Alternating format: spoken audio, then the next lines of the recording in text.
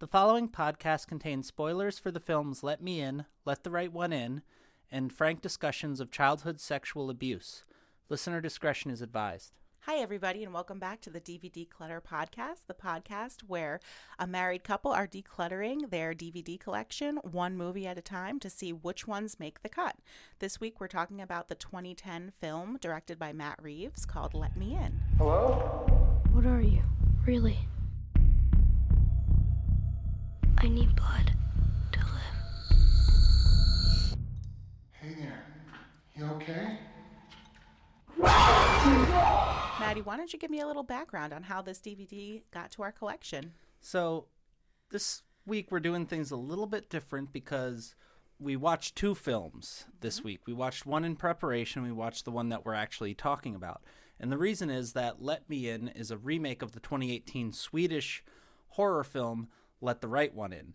Both of these films chronicle the developing friendship and potential romance between two preteen children, with the twist that one of them is a vampire, and this ain't Twilight. It's definitely not Twilight. And tell me, what was your first experience with Let the Right One In? Let the Right One In was one, I believe that it was a recommendation from the site spill.com. So if you're familiar with the Double Toasted podcast or One of Us, a lot of the people from that website, their animated film reviews are now, they're still working. Among them also is the screenwriter for the Black Phone series. Oh, okay. And this was one that they highly touted at the time and brought to my attention, so I wanted to give them an acknowledgement there. And it absolutely blew me away. It instantly became one of my favorite horror films, but it was so unsettling that it's not the type of film that I really end up going back and rewatching very often. 2 years later, it was announced that the classic horror production company Hammer Films was reforming and that they would be releasing an English language remake of it based in the American Southwest, and that is the film that we're talking about today, Let Me In. I went into that film feeling like almost a little offended that they would even try to remake Let the Right One In. And when I saw it in theaters, I kind of ate crow. I felt like, wow, it's not as good as the original, but they really did a good job. This time around, I think it's probably my third time seeing it, and the rewatchability factor is not there the way that I was expecting it to be honest. Yeah, I definitely agree with you here. For me, I saw Let the Right One In because at the time it was really widely talked about. And I think at the time there wasn't a lot of really interesting horror coming out for me. I mean, the early to mid 2000s, not a lot happening, a lot of remakes though. But this one for me was something really new. And as soon as I saw it, I was like, this is a fantastic film. It's got a bit of magic to it almost. I think that there's a lot of elements of it that are just so quietly unsettling. And this is Let the Right One In. This is Let the Right One In, yes. I want to just preface that, I want to talk about my experience with that film first. So this one has always kind of been in my pantheon of great horror movies. So we actually debated this a little bit, which was, do we rewatch Let the Right One In before we talk about Let Me In? Because I knew that rewatching it was going to possibly color my view of Let Me In.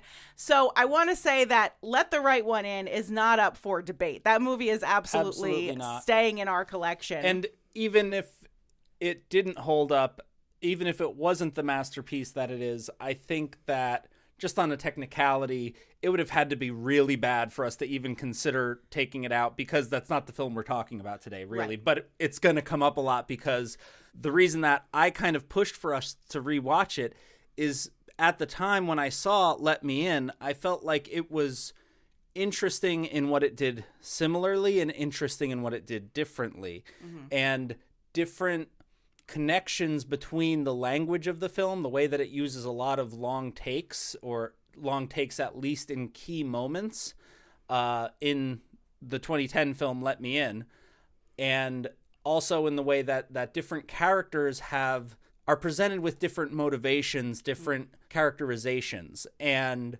I actually went back because at the time I started reading the book, I am the type of person where I pick up a lot of books and do not finish a lot of them. And Let the Right One In is one that I started, did not finish, but it informed a lot of my understanding of the characters in the Swedish film and the characters in the American film and how they differed. Would you like to know more? Yes, I would. I would absolutely like to know more. Okay, so, and I'm going to refer to some of these characters because they're the same archetypes in each of these films. They're the same relationships or similar relationships, but they have different names. Right. So in the Swedish film, Oscar is the main child, the boy who is alienated from his surroundings, and in the American version, it's Owen. Eli or Ely is the vampire girl, the young child who moves in next door to him and sort of picks up on the fact that he's being bullied, the fact that he's feeling alienated, the fact that he maybe is a developing serial killer potentially. It's sort of suggested in both of the films that would lay in his future if the events of the films did not transpire. And Ely, named Abby in the American version, is accompanied by an older man named Hakan in the Swedish version. In the American version, he's nameless. He's referred to in the credits as the father. That character of Hakan, in both films, I'm going to refer to him as the familiar. He's the vampire's familiar. Right. He's the human servant of this creature, the vampire. In the book, we get to know why Hakan is with Eli. And the reason is that he is a pedophile. And he is a pedophile with a conscience who first of all is ostracized from society because he's a pedophile and he was caught. But also he does feel remorse for his desires and his crimes. And Eli presents kind of a perfect out for him, where this is someone in the body of a child with the maturity and wisdom of centuries. This is someone capable of making their own decisions without the specter of rape hanging over it. So in the book, this is a consensual relationship between Ely and Hakan. Absolutely. Okay. Well, it's consensual, but that also maybe kind of paints it into like positive a light. Mm-hmm. In the book, it's much more, and I think in all of the versions of it, it's much more presented as Hakan, the familiar, is the one being taken advantage of. Okay. In the American film, and I think this was what really stood out to me, and it helps when you have an actor as dynamic as Richard Jenkins in the role of the father of the familiar. Mm-hmm. He is the child's future. Mm-hmm. If Owen in the American film goes with Abby. Owen finds a photograph of Abby with a young child in glasses, as if we're looking into the childhood of the father. Mm-hmm. And Jenkins plays that character with much more childlike sort of innocence behind him. Like there's a lot more hurt, a sense of like a lost life as a result of this relationship. Mm-hmm. And I think that was one of the things that really stuck out for me initially seeing it. And this time watching, I was shocked how much less screen time he actually has in the film that even than in the original Let the Right One In. Yeah, he's really not in it for that much. And the story with him is almost the same beat for beat, except for that the dynamic is changed. I felt like I did like his performance, but I also preferred it being more ambiguous in Let the Right One In. Now, I haven't read the book, so for me, the ambiguity of it was something that I find really interesting about Let the Right One In general. And I haven't read the book adaptation, so I didn't know all of that backstory between Hakan and Ely in the book, but I did prefer that ambiguity. Now, my interpretation watching Let the Right One In was that at first I thought, okay, it's her father, or maybe it was a companion of sorts to her. Whether that was romantic or not was left, again, ambiguous. In Let Me In, much more clear that they were somehow romantically involved, I think, at one point.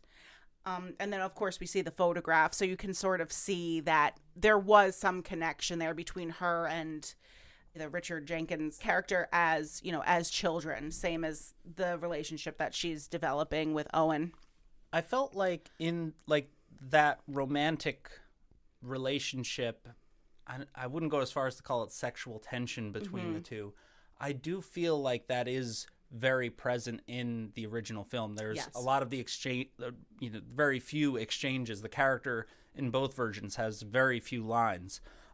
It's much more focused on the process of how he goes about killing people, draining blood to collect for her, and the fact that he's not really very competent at it. And that comes across beautifully in the original one, and it's so rushed in the remake. In this, the one thing I will say, and this was actually something that Richard Jenkins wanted to do for his character, was put that creepy garbage bag over his head. That was something that he chose to do, and I thought that was the one thing that I actually really thought was very creepy, because again, it kind of goes back to he's really incompetent. He's just using what he has to do, to do these kills.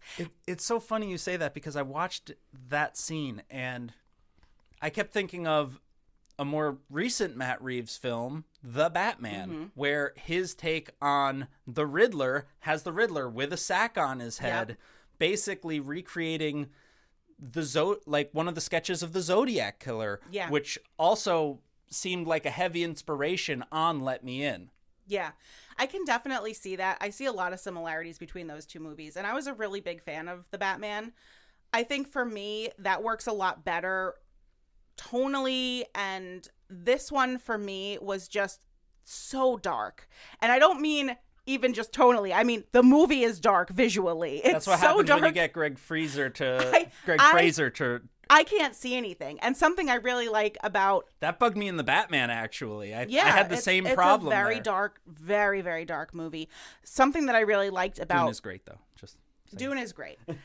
In Let the Right One In, I actually like that. So much of it is really light. It's well lit. You let the snow and sort of the setting do a lot of the visual explanation. I feel like I've been transported to a place. This movie is just so ambiguous about where we even are.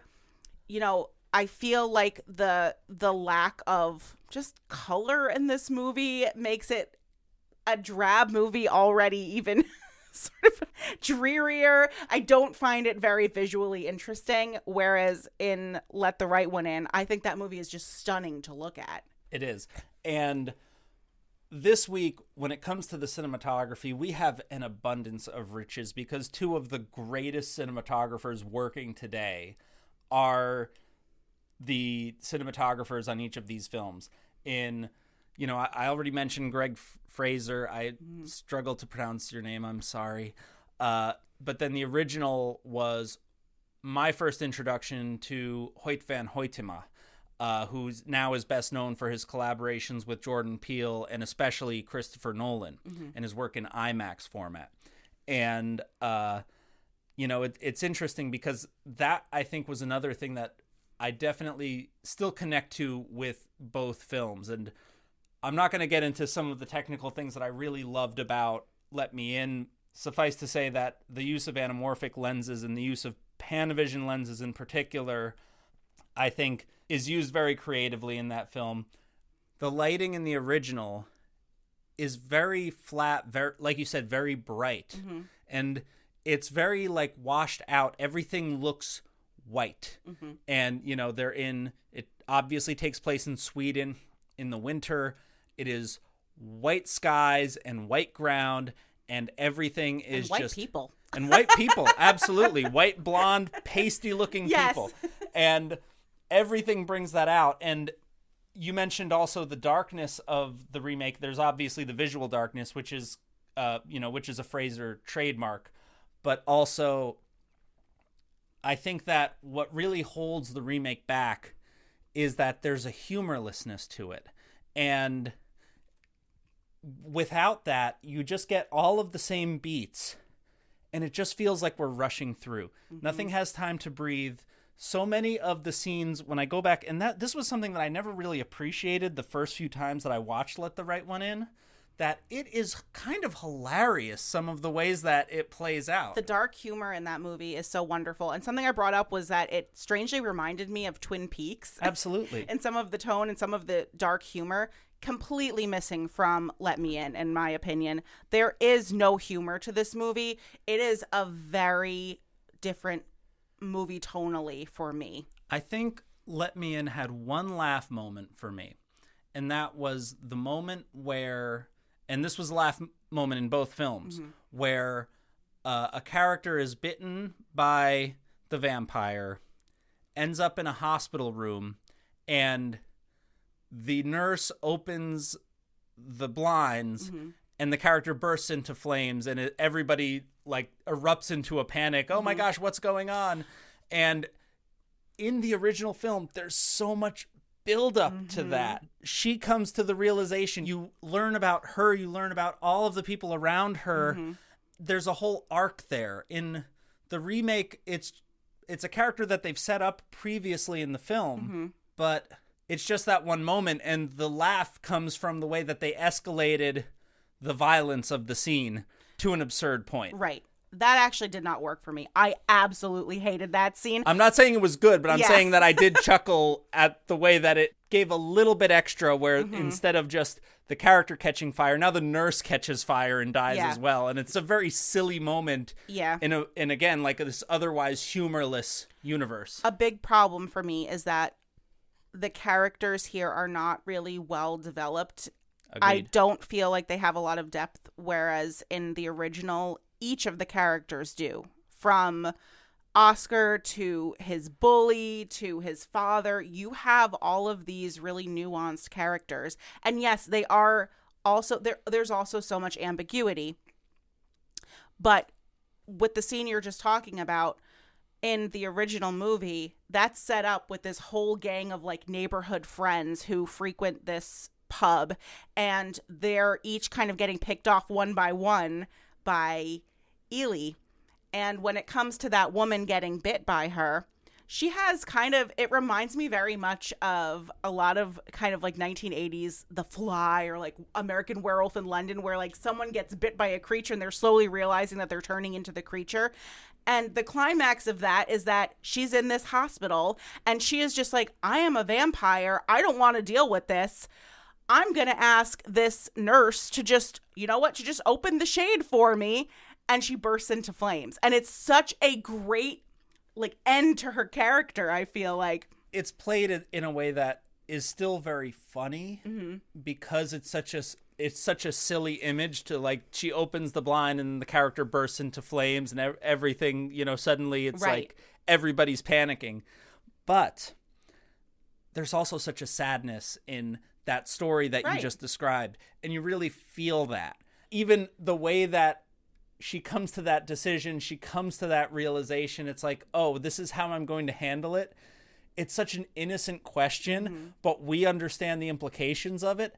And that disconnect, it is funny and horrifying and unsettling and sad and so many emotions all mixed together at once. Great. I feel like you mentioned how characters in this film feel underdeveloped. And I find that really interesting because the performances are a lot more expressive. The plot beats are basically, leaving aside those extra characters, mm-hmm. that B plot that you talked about. The plot beats between the kids they're all basically the same. A lot of the lines of dialogue are lifted directly from the original. Mm-hmm. But without that space to breathe, without that space to just kind of sit in their experience, to just be in the moment with them and let the thing develop slowly. Let shots and scenes be slow and boring in a way that we feel like the things that are playing out in front of us are not staged. We feel like we are observing it from a distance. In this version, we're always like kind of like right there in close up with the characters. Mm-hmm. There's a concerted effort to make us identify with them more directly and viscerally, but it all just feels rushed, and we actually feel more distant from them watching this version. Yeah, and I could tell from the opening scene that this was going to be an inferior movie, because from the opening scene they set up Oscar as just being so strange. He's got the mask on and he's doing the thing with the knife in the mirror. Now, in the original movie, he's doing a lot of the same things, but it's done in such a way where they're really building his character. It starts with him in school describing a story that he read in the news to the police officer in his classroom. And innocent enough, but the police officer is like, "Where did you hear that?" And he said, "I like to read the newspaper a lot, especially he's reading the crime section. He's basically starting the scrapbook of true crime things that he finds." And that's the escalation where you realize that he's collecting these really violent stories, that he's obsessed with serial killers and doing so in secret. Yeah. And another thing is with the character of Ely in the original, she is sort of very dirty. There is so much attention paid to dirt under her fingernails, and she knows that she kind of smells, and she is just she's wearing the same clothes every time we see her. The way that these small movements in her eyes, the way her pupils dilate, the way that they use the sound effect of her stomach growling when she's around Oscar, all of these small things just really give her so much dimension. Whereas I feel like in this one, it could have been any Twilight vampire. The way that she was presented to us really did not give me any. I didn't look at her and think, "Oh, strange." I mean, she could have been anyone. But when you see Ely in the original one, she really sticks out as this girl is different. There is something about her, and that's what attracts Oscar to her and what starts to develop that friendship. And this one, I don't quite really see her as being any different from any of the other kids that we see in the movie. I think that they really kind of play up the sweetness of the character and the sweetness of their relationship. She smiles at him a lot. And I think one of the things that is so interesting but also so unsettling about the original one is that the story is very similar to something like E.T. It's this kid who's going through it and needs a friend and finds one, but the friend is supernatural in some way. But underneath all that is the fact that this friend is an adult, and this friend is using the kid's emotions to manipulate the kid, to make this child escalate violent impulses, to isolate them from friends and family, to avoid developing into a fully formed adult. What was that? I don't know. I just know this is what happens if you don't invite me in.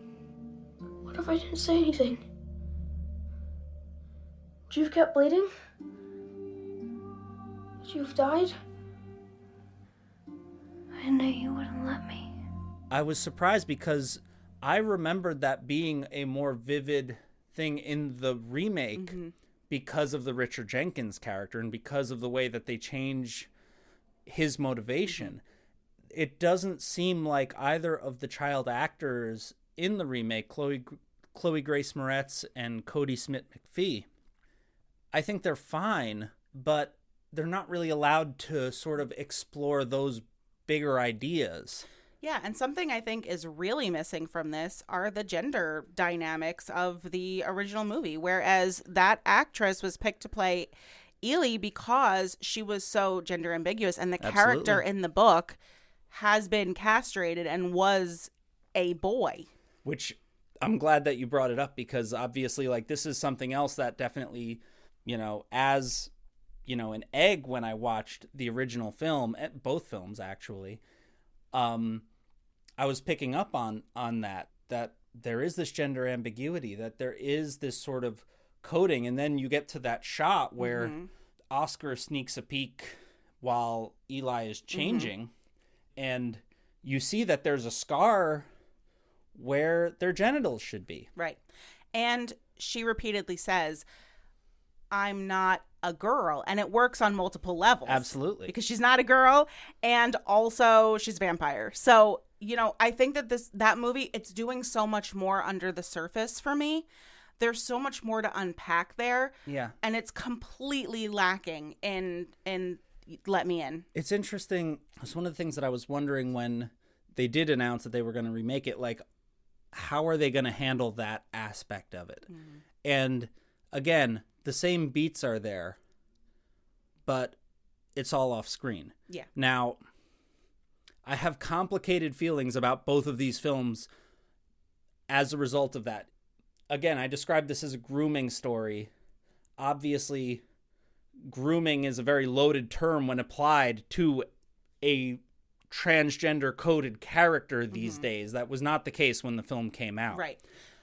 And I also have complicated feelings about the fact that even though it's a simulation, it's we don't see anybody's real genitals, it does have a bare crotch shot of a child.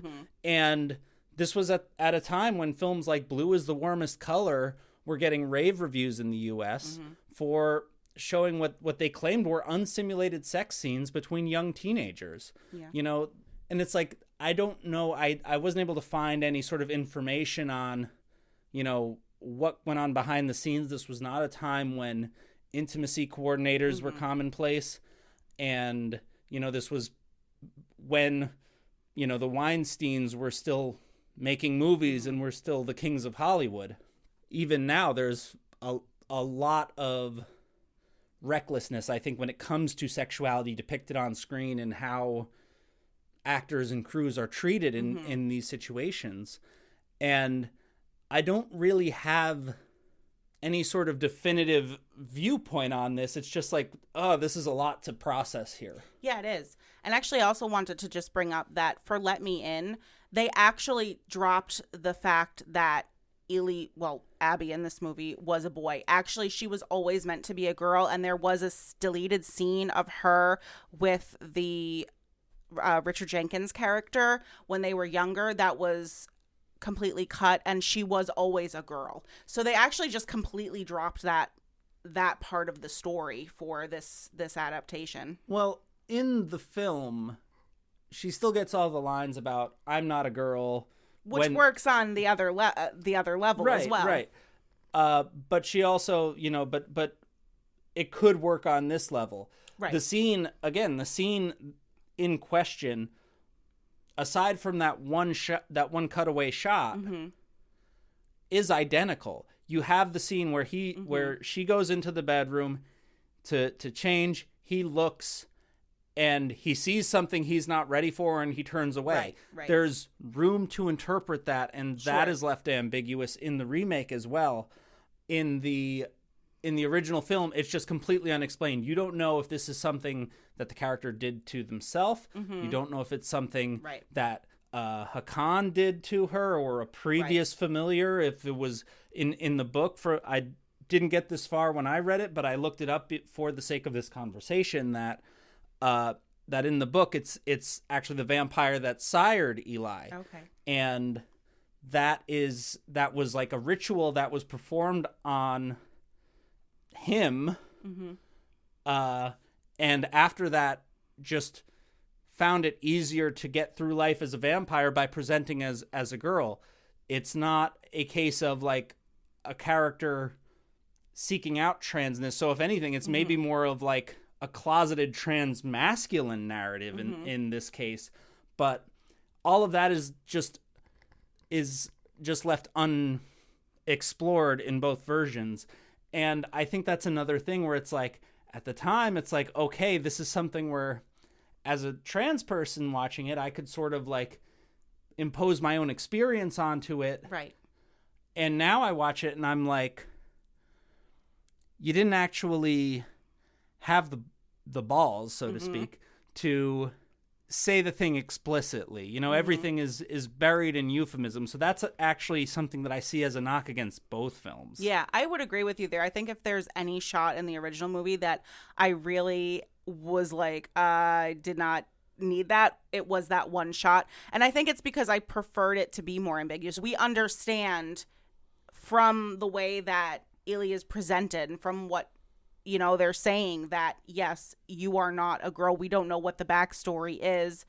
And you're right. Like, it could have been maybe explored more. I think maybe it was explored more in the book. I think that the backstory was maybe explored more. Based on my reading, because again, didn't get there, it was explored more, but it was not explicit to an actual trans experience. Right.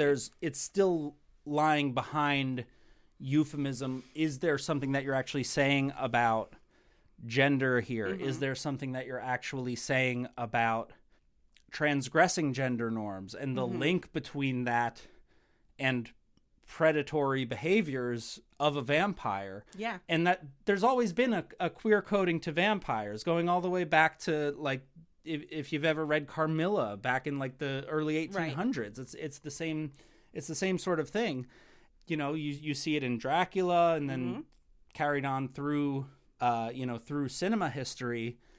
And there's part of me that kind of loves that like loves the fact that it's like, oh, it's like my identity is something that's like rebellious and transgressive. But there's, the older I get, the more I'm like, you know, it's so weird for something so innocent to be painted to be so vilified in this way.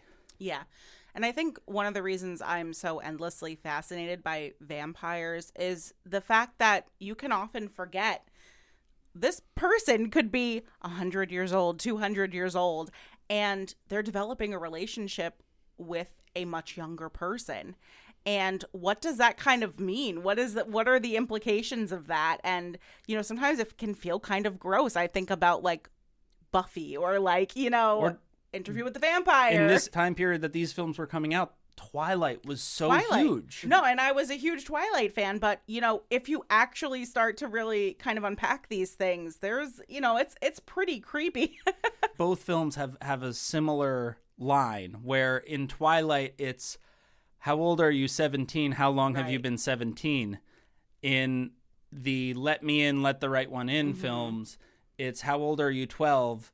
But I've been 12 for a very long time. Let me also bring up the fact that I think the two directors are seeing the source material in very different ways, because Matt Reeves said something that attracted him to this movie was Abby's innocence and how he felt that she was very childlike and that she was not a 250-year-old vampire taking advantage of this boy. So what do you make of that?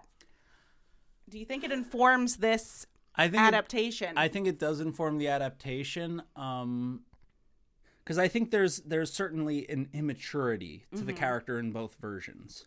Again, in the American version, Let Me In, Abby is shown as basically a child, and the connection that the two children have is presented as very childlike, very innocent, not really concerned with the troubles of actually maintaining a relationship. It's just this sort of infatuation.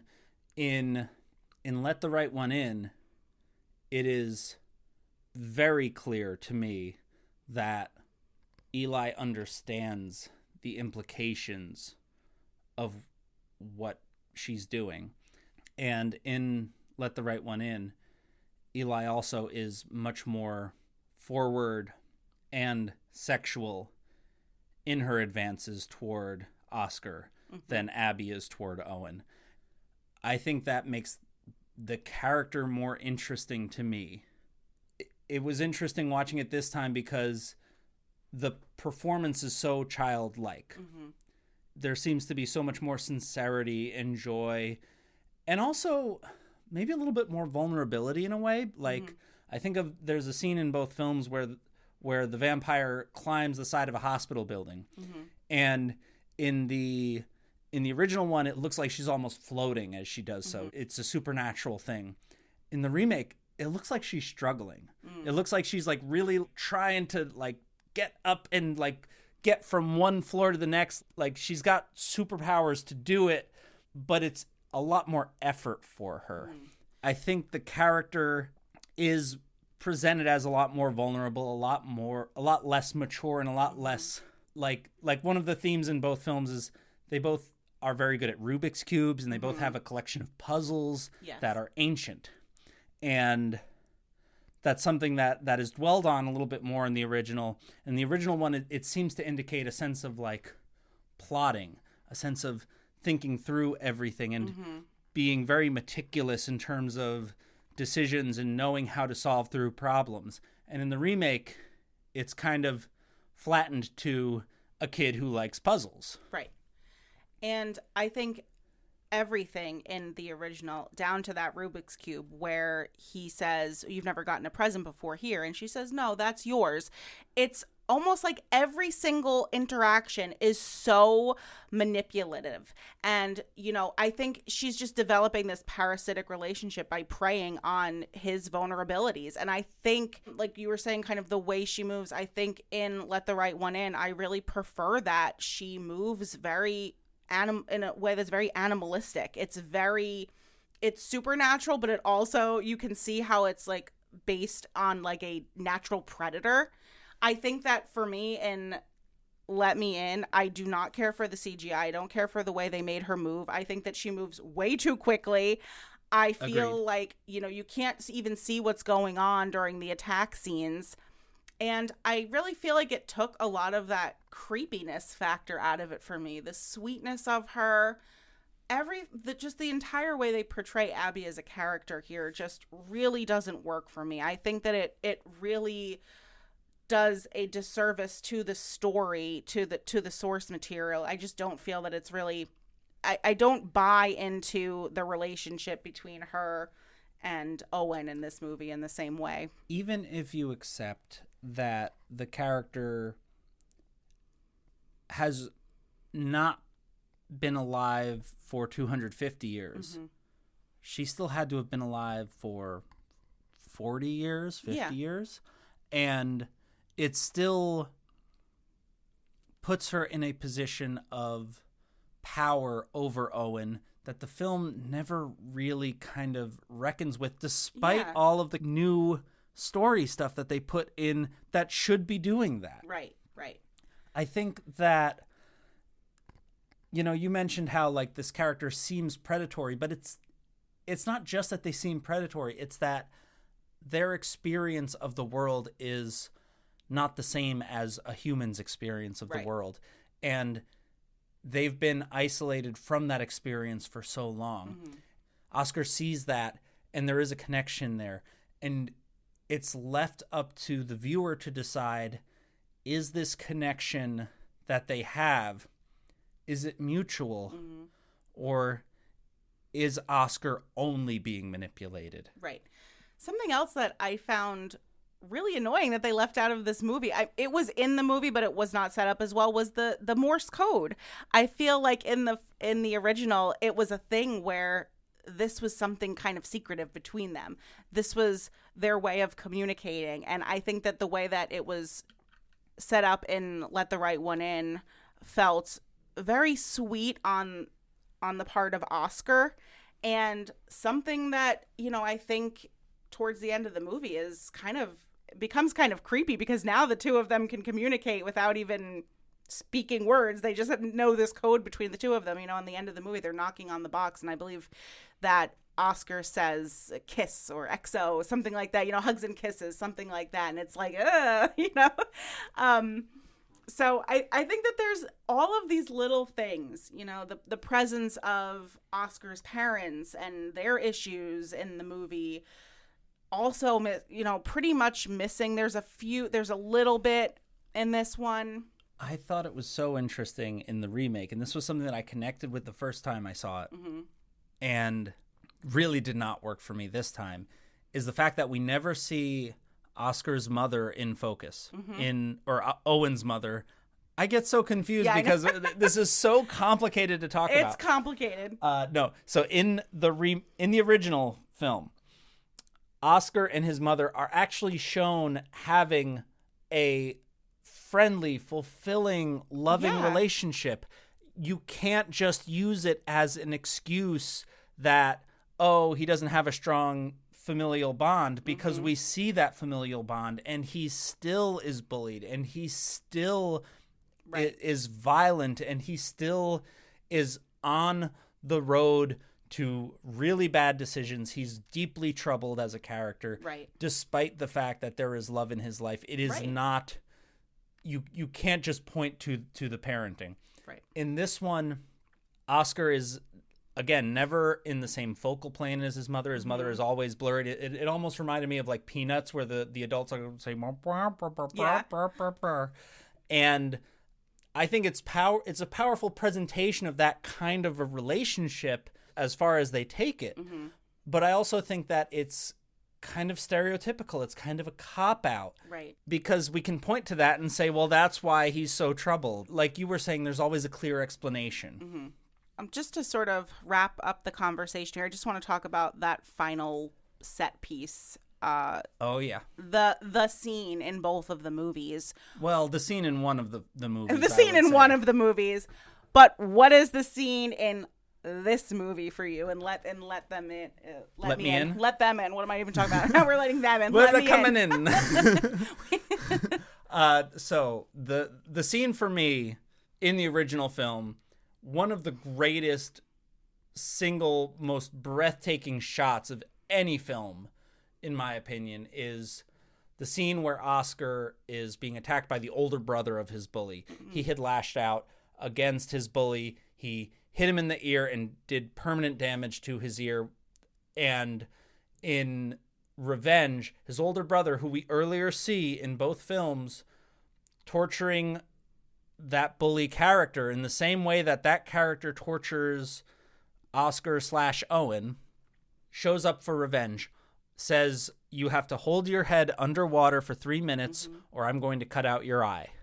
And in the original film, it's unsettling, but also kind of thrilling, because you can't believe that they went there.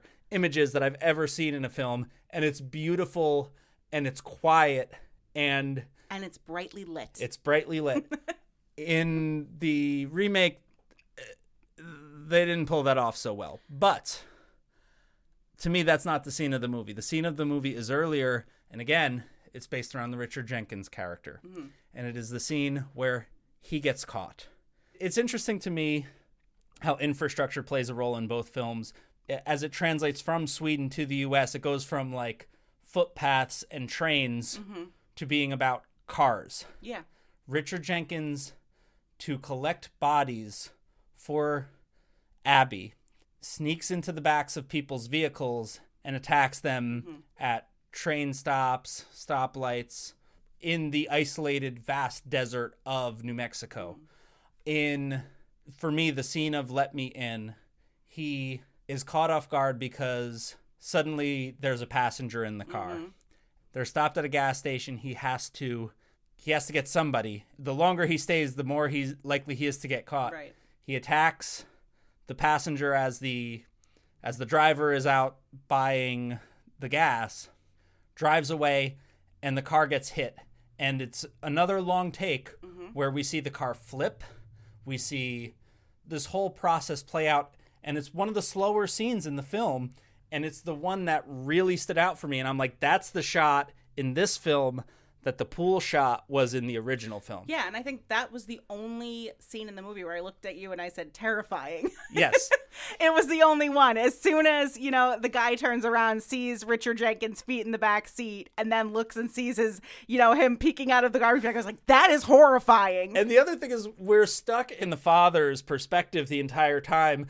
And it's like, he's the guy in the scary mask, but he's the guy who's probably more afraid in that moment because he knows what's coming. Exactly. And I would agree with you. That was a great scene in the movie. Really great.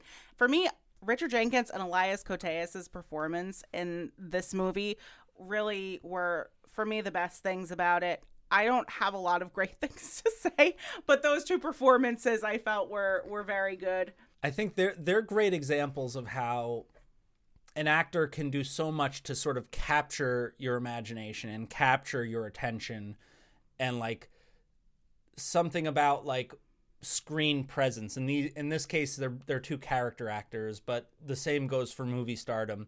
And that's something that I think that a lot of European films are not interested in. Yeah. They're interested in tone. They're interested in composition. They're interested in how scenes play out much more. And I think that what it comes down to is that too. I think for me, what's lacking was just the fact that this was a European film. This was a Swedish film originally. And a lot of that is integral to the way that the story is presented. And I don't think that it could have been presented in the same way, you know, as an American retelling, especially not in 2010. Unfortunately, I feel like Let Me In is very generic, honestly. I think it's very indicative of the time in horror and what was going on, you know, just with the CGI, the look of the movie. And I really feel like it could have just been anything else. And I think that's why I never even got around to watching it until now, because I had zero interest in it. Yeah. So ultimately, does this movie make the cut? It does not make the cut. I was expecting to have a rewarding conversation of here's what this film does and here's what this film does and here's why they're both valid. And I'm sorry to say that Matt Reeves, Greg Freezer, and Michael Giacchino, who we didn't talk about, but like probably the greatest modern contemporary composer, I think he kind of shat the bed with this one personally. I felt like the score was so over the top. It was banging you over the head with every emotion that you're supposed to feel. And coming right off of Let the Right One In, which had very limited score. I feel like everybody just they all kind of missed the mark despite turning in what should be really good work. Yeah. I think the cinematography, you know, it's dark, but I think it's beautiful in its own way. I think that bringing the oranges in and the blues, it's a look that would go on to define A24. Both of these films came out at a time when we were moving away from that kind of like, quote, torture porn aesthetic into something closer to what would become called elevated horror for, you know, however you feel about the term, you know what I'm referring to when I say it. Hereditary. Absolutely. Again, A24. Yeah. Like both of these films kind of did their part to set the stage for that.